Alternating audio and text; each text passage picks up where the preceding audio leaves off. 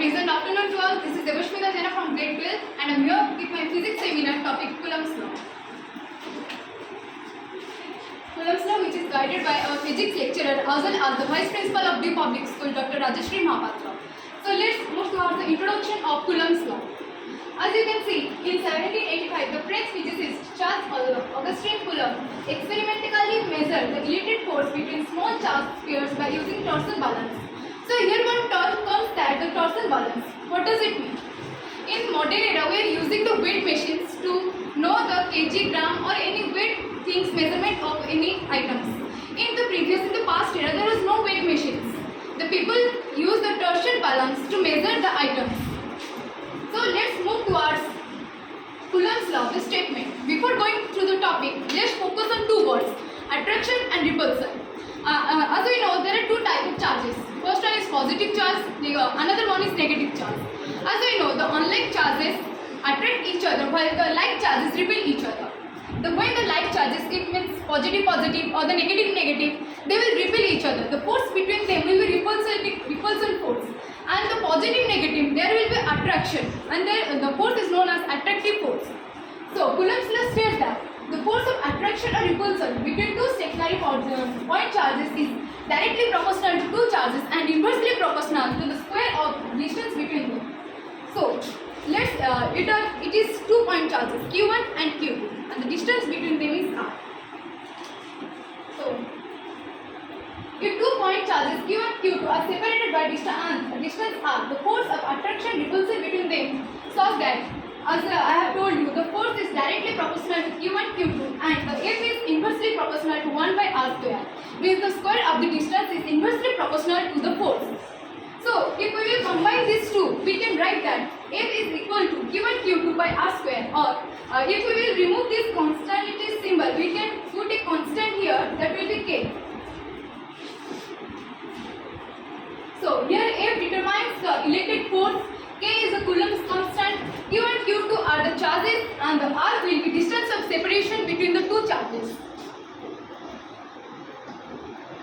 So where K is the constant of proportionality called the electrostatic force constant. The value K depends upon the nature of the force, charge and the distance between them, and it varies from medium to medium. Here we are taking the free space. That's why the formula came that K, Q1, Q2. Here we can take K as 1 by 4 by epsilon naught. But in any other case, we can't use that formula.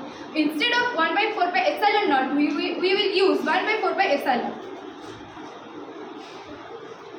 See, here K is equal to 1 by 4 by epsilon naught, which value is 9 into 10 to the power 9 Newton meter square Coulomb minus 2. Here epsilon naught is called the permittivity constant of free space. If we will take any other medium, then it will be changed. There will be no similar to this formula. So instead of if we will combine, it will be force is equal to 1 by 4 by epsilon naught q1 q2 by r square. So here is one question for all of you.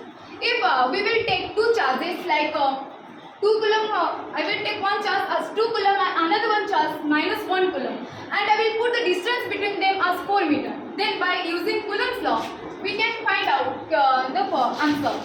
So as you can see, force is equal to K q1 q2 by r square, and the answer we will get, we will put the equations, all the things, and then we will get the answer 4.55 into 10 to the 9 Newton. So Coulomb's law in vector form. Before going to the topic, I want to say you, or I will explain you about the unit and dimension of those formula.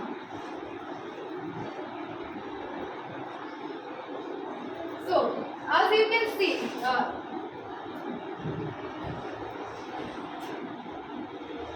F is equal to K q1 q2 by r square. If I will find out the K, then I can take it F r square by q1 by q2. Then as we know, force is Newton and R is meter square, and the charge will be C and C, that will be C square. Then I can find out K is equal to Newton meter square by Coulomb square.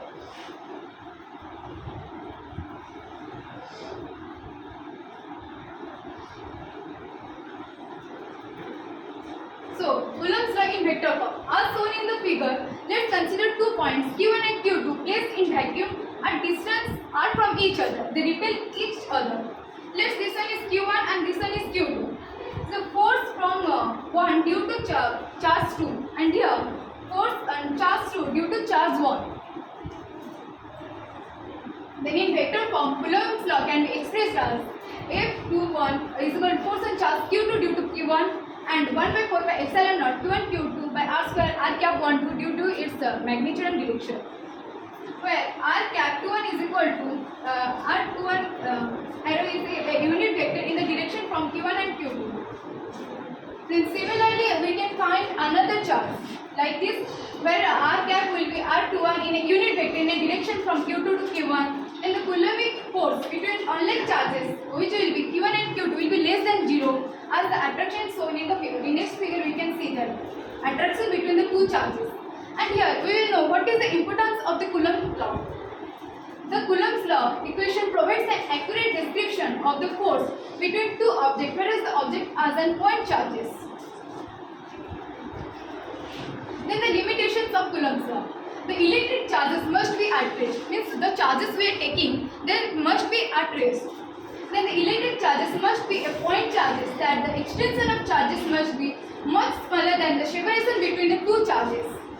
Then the separation between the charges must be greater than the nuclear size, and the nuclear size is 10 to the power minus 15 meter. Because for the distance less than 10 to the minus 15 meter, the strong nuclear force determines over the electrostatic force. That's all from me. Thank you and have a nice day.